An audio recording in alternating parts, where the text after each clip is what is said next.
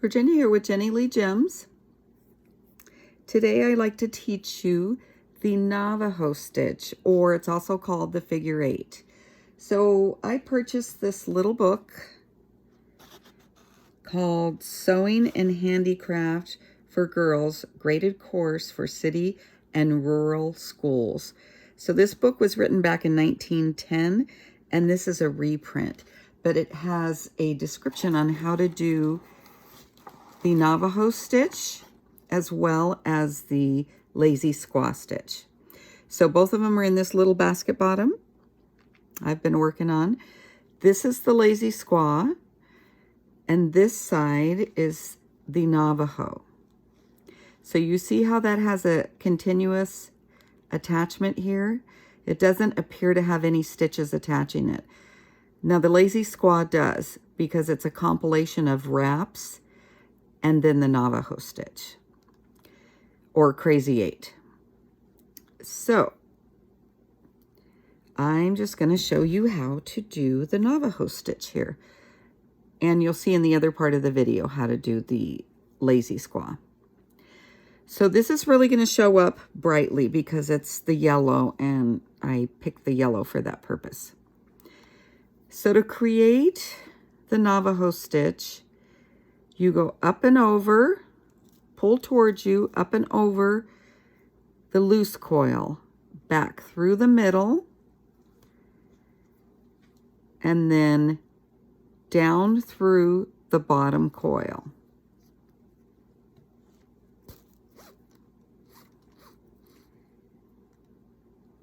Okay, now I'm going to show you a side view so you could see what it looks like, hopefully. So then you're going to pull your thread back up through the middle again, and that forms your 8. So let's try that again. I'll get up close and personal. Now see, you could see the stitches here right next to each other. So thread comes toward you through the middle, up and over the loose coil, back through the middle, and then down underneath the bottom coil. So you're almost completed with your 8. And then when you pull it back through the center to the starting point, you'll have your full on 8. Now this side is going to look a little different because there's going to be red underneath, but that's okay. The bright thread can really show you what's happening. Okay? So again, it's coming through the center, up and over, away from you on the loose pine needles. Pull it back through the center. Take a stitch down below. You can get it through the darn thing. It's pretty tight. There's forming your 8. Back up through the middle. Up and over. Away from you. Back through the middle towards you. Down through the coil below. Tighten it all up. So these needles are real damp. I soaked them so that I could get them around the corner. And then back through the middle towards you to your starting point. Pull towards you, up and over your loose coil. Wrap it around, come through the center. Stitch it down through the bottom coil.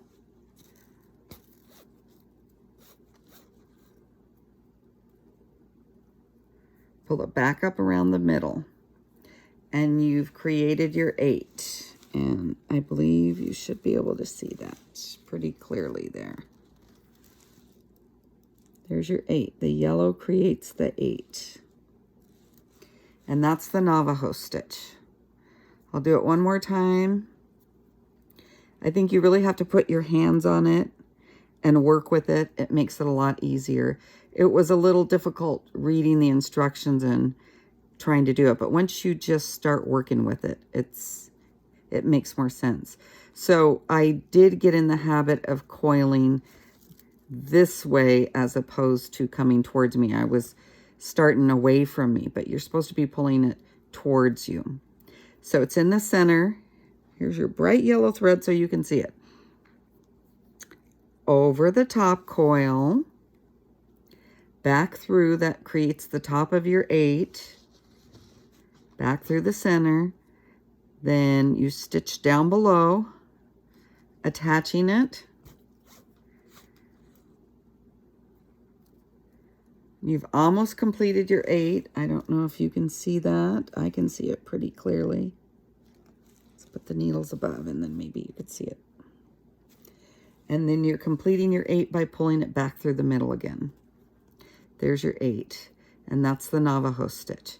So the Lazy Squaw is called the Lazy Squaw stitch because instead of doing the Navajo stitch, they wanted a shortcut. So those women just coiled 1, 2, 3, or whatever number they wanted to, and then they completed the Lazy Squaw stitch by using the Navajo stitch and attaching it.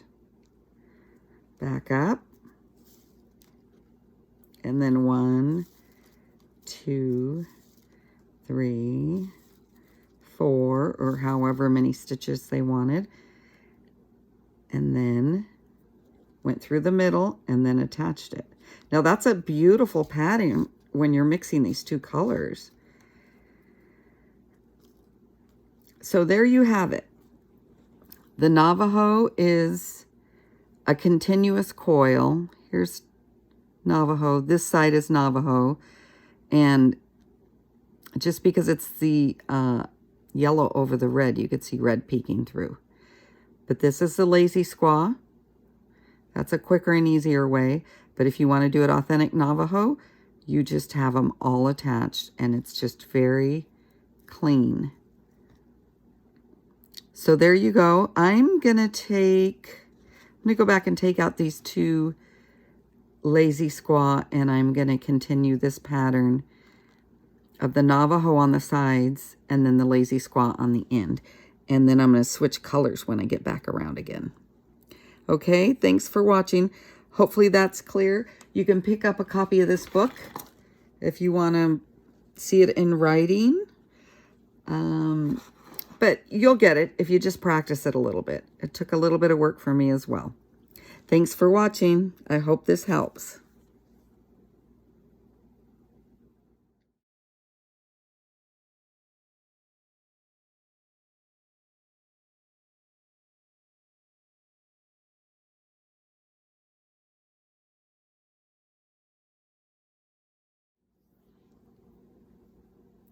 Virginia here with Jenny Lee Gems. So here is the Lazy Squaw Stitch or Lazy Stitch, the true way to do it. In my previous videos, I was connecting it with a figure 8. You don't need to do that. If you really want to do a Lazy Squaw Stitch, you don't have to connect it with a figure 8. I like connecting it with a figure 8 or Navajo stitch, but you don't have to do that. So you see I've started over with the blue here because I want to have bright colors so that you could see exactly what I'm doing. So Lazy Squaw is made up of a long and a short stitch. So these are the short stitches, which are basically a wrap. You can wrap 3 stitches, 4 stitches, 5 stitches, whatever you want to do. I've been working with 5 stitches. So this is 5 stitches and then a wrap. So I'll show you exactly how to do that, and I'll show you the other way that I did it as well. So here is 1, 2, 3, 4 wraps, coming back around over the top. You go back through the lower coil between the two coils. You don't need to pierce the needles in any way. And create the long stitch. And that attaches your top coil to your bottom coil. Now again, 1, 2, 3, 4. Now I attach it with the 5th coil.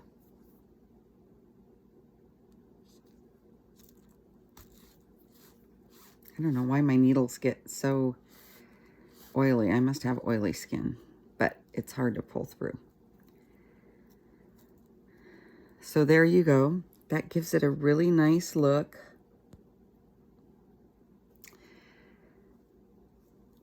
But see how it's loose here? It is attached because you're going clear back over the back and you're snugging it up. But it gives it a really pretty look. Now, if you notice down here, I was doing the lazy squaw or lazy wrap, but I'm using the figure 8 Navajo wrap to attach them. It's a little blurry. So let's just do it the lazy squaw way and see how that looks going around.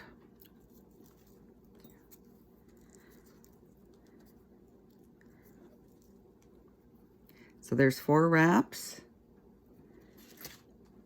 On the 5th round, I'm just keeping it sequential here.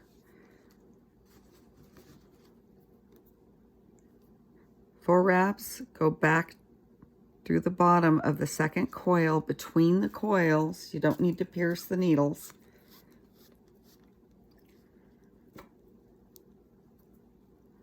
So there's the lazy squaw, or the lazy stitch, they call it.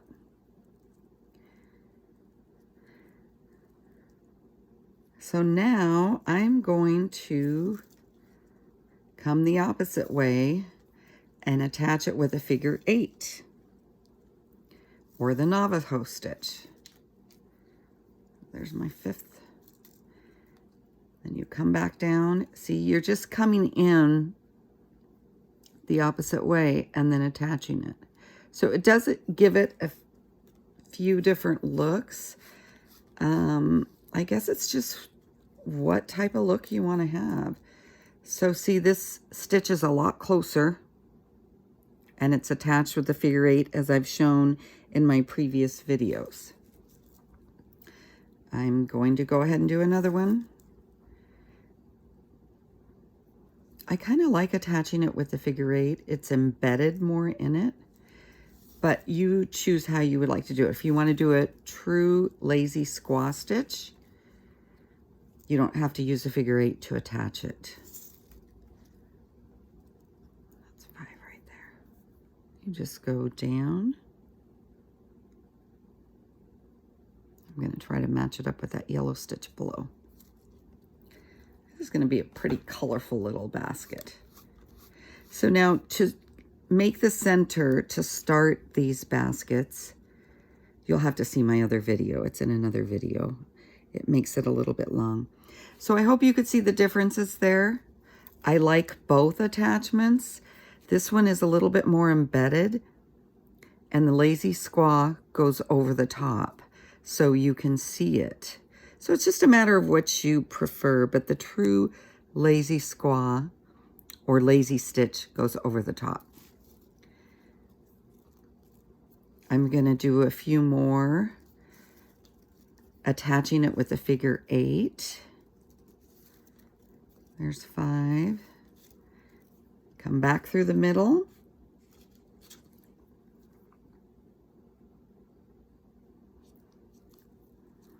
Go down through the coils. And then go back up.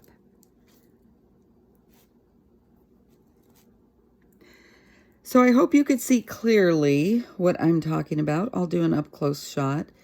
But the true lazy squaw, wrap, long stitch, go down and encompass the coil below, or you can do stitches, encompass the coil below with the crazy 8 stitch. I'm sorry, I keep calling crazy 8, but it's figure 8 Navajo stitch. There you have it. I'll keep going and get the blue all the way around, show you a better picture of that up close and personal. Thanks for watching. Okay, I've made it all the way around in the turquoise blue, and I wanted to show you up close. So this is the actual Lazy Squaw stitch, the way it's written in the book. So see how this, you have a wrap. I have 5 stitches, and then over the top to connect it with the coil below. Wrap, connect it with the coil below. So they classify it as short stitch, long stitch, short stitch, long stitch. Now the other way I did it, this is all the authentic lazy stitch. This is the lazy stitch, however, I connected it with the Navajo stitch all along here. See how those are embedded? So this is the figure 8 or Navajo stitch, all these blue lines. So you could choose which way you want to connect it. If you want authentic Lazy Squaw, this is it. If you'd like to connect it with the Navajo stitch, this is it. But it's the same idea. Wrap, long stitch, wrap, long stitch, wrap, long stitch. But the long stitch on this side is the Navajo stitch, which is the figure 8. So I hope that helps. I have a few other videos posted on this. If you need a longer video to help you understand how to do it, I have those posted as well. This is just a short, quick one. Thanks for watching.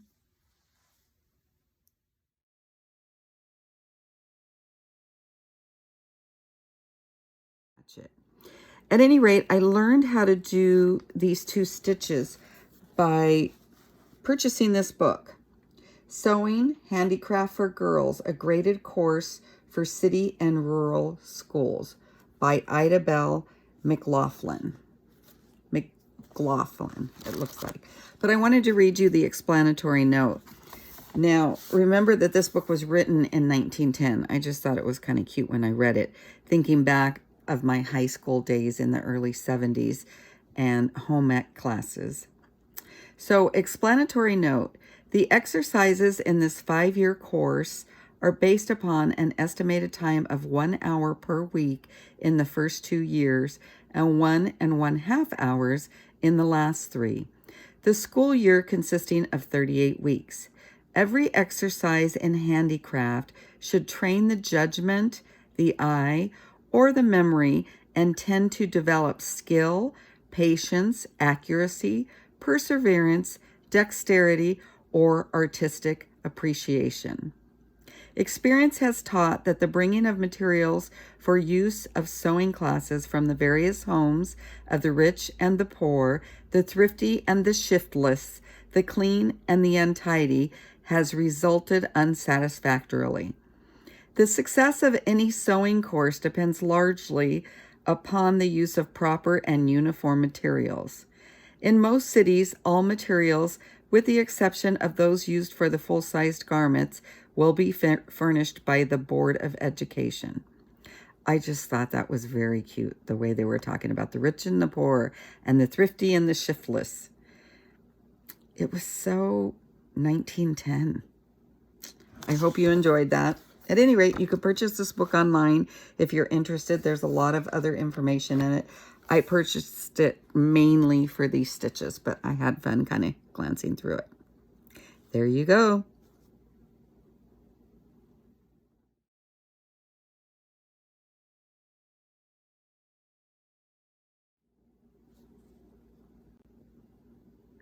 So in an effort to not be shiftless, I am going to have patience and persevere and learn these 2 stitches, and I hope that you do too. Thanks for watching.